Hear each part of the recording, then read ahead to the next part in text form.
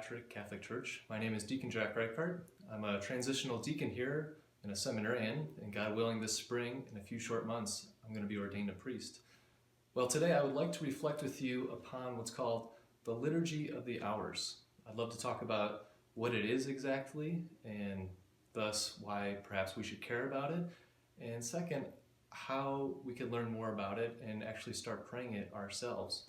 So firstly, what is the Liturgy of the Hours? Or another term we use is often called breviary. Well, I actually have a copy of it right here. It's one of 4 volumes. The breviary is one of the oldest and most beautiful prayers of the Church. In fact, it's the official prayer of the Catholic Church. Now this confuses many, as it did myself a few years ago, that our Holy Mass is not, the most important in the official prayer of the Church. Well, it's certainly important. It's where we receive the body and blood, soul and divinity of Jesus Christ. But when it comes to the official prayer in time of the Catholic Church, it's actually the breviary, the Liturgy of the Hours. You see, it has its roots all the way back to the Jewish people.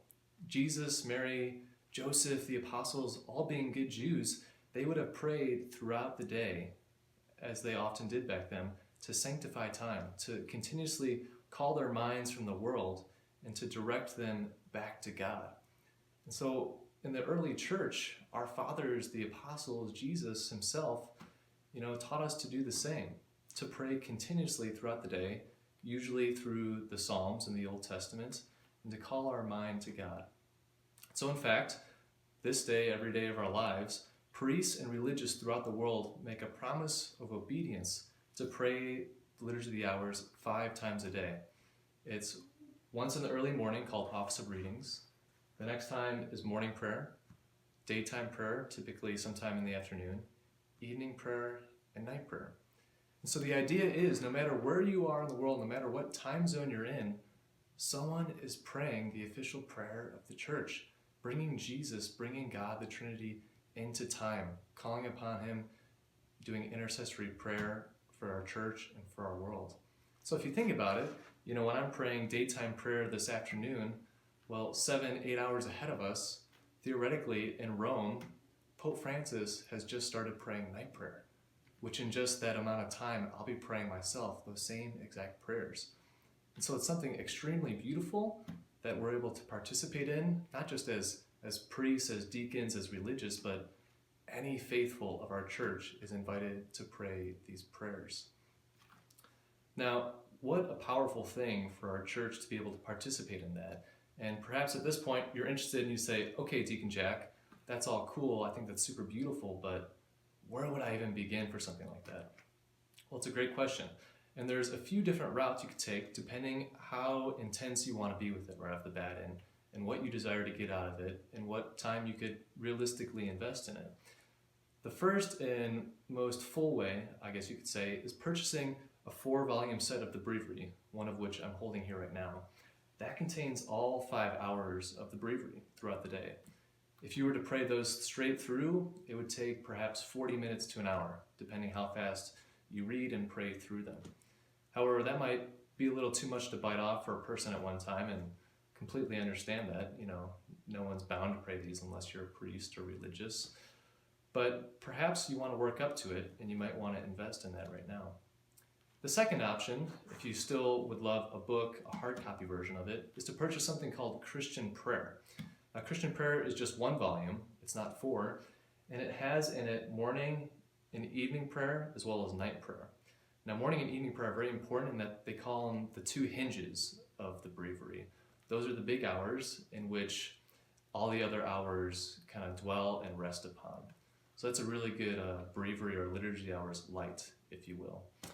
The third way, and a way I would most encourage for you at home right now, the easiest, is simply downloading a free app.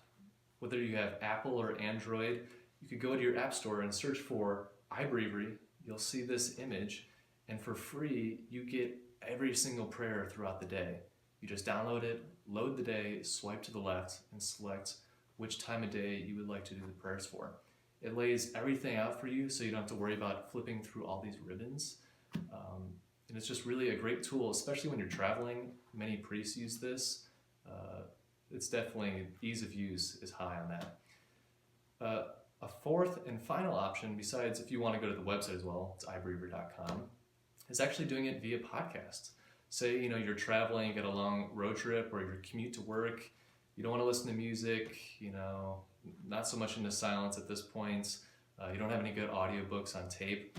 Well, you could actually find a free podcast of this gentleman who reads through all 5 hours of the breviary. And you could choose which one you want to do, whether it's, daytime prayer takes 5 to 7 minutes, versus office of readings could take sometimes between 15 and 20 minutes, reading early fathers of the church or passages from the Old Testament. So with these 4 ways, the 4-volume, the 1-volume, the app, or the podcast, the breviary is extremely accessible to every person, in our parish. And what a beautiful thing it would be in this time when we can't physically be at Mass to participate in the official prayer of the church with our priests, with our Holy Father in Rome, and help him help us all to sanctify time, right? Because we're the church. If we're truly one body, when we're all praying one unique solitary prayer, we're acting as that family, as the body of Christ. We're bringing Jesus Christ into time, into the world, in a world right now that really needs him, needs his grace, and needs his healing balm.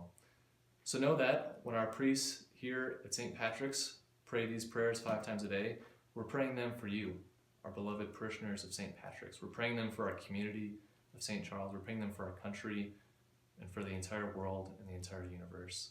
May God bless you and may God keep you. Amen.